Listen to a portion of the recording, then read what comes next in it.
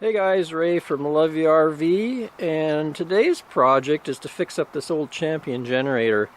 Now, this is one of the first ones we had when we started full-time RVing. I've since changed to a newer model of generator and gave this to my brother-in-law to use for power outages, that sort of thing, but he hasn't had many power outages. A lot of the time it's kind of sat in the basement, and this went to kind of start it, and it really had a hard time starting. It had some old gas in it. Kind of pulled this thing about 50 times. Finally, when I got it to start, it would run, but only with the choke wide open there. And as soon as you tried to push the choke in, it would quit. So I'm thinking the gas is kind of sat in and kind of fouled the carburetor. So I'm thinking I'm going to take it apart, pull the little carburetor out, and try to clean it and see if that can fix the thing up. Let's give you a quick demo of what it sounds like when I get it running.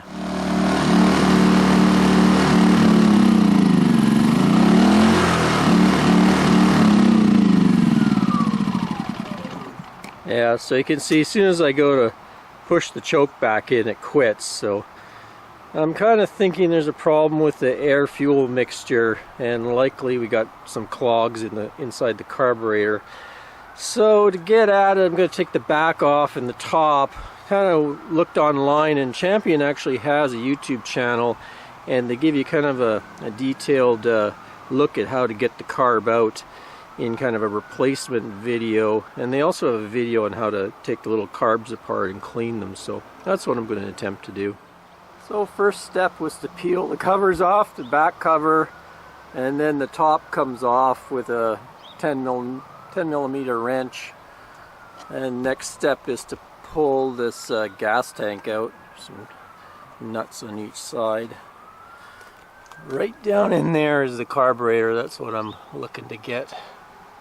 Okay, fuel tank out. I had to just undo the on-off switch for the fuel here, unscrew it, then I could lift the tank out, undid the fuel hose, and here's the carb here. So down here I'm going to have to take the air intake out, and then there's some bolts, and I should be able to pull that carb off. First I got to take this choke lever out. In the video it says to mark that with a permanent marker right there, so you can put the cable back in the exact same place again. So I just had to take off a couple more 10 millimeter bolts, take the little air intake out, and then the carb should just come right out. There we go. Looks like there's one wire here that goes down to the inverter board, so we're going to have to undo that from the board. There we go, got that out.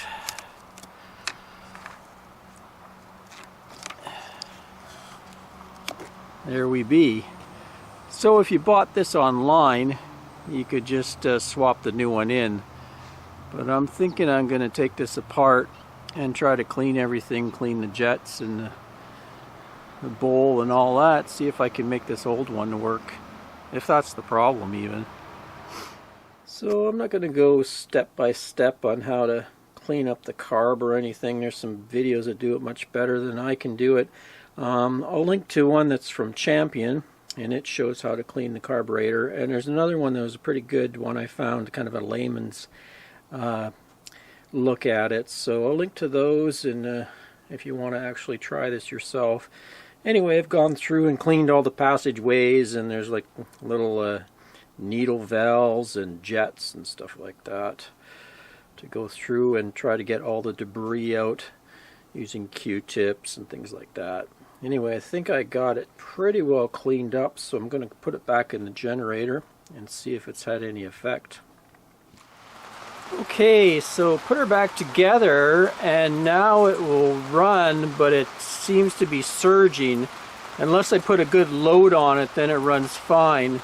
So kind of looking through YouTube again, and I found that there's something called an idle jet, and I'm pretty sure I missed that when I was cleaning the carb. So I have to take it apart and pull that out and clean that little jet. So I was able to get the jet out. It lived right down in there. I just had to take this part off, unscrew it, and there it is. So I haven't cleaned this piece yet, and that's probably causing my surging. So we'll clean out all the little holes on it, and put some carb cleaner through it, and hopefully that will be the end of it. Beautiful day. Well, that sounds a lot better. There we go. Econo mode, choke in. Before I couldn't even put the choke in. If I put the choke in, the thing would just surge. Wah, wah, wah. Now it's running nice and even.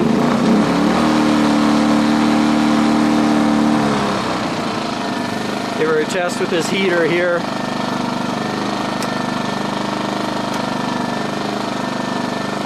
So, turn her on. There we go.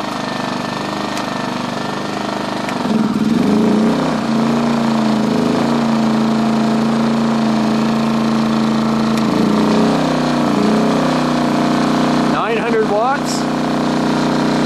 Now we'll go up to 1500 watts.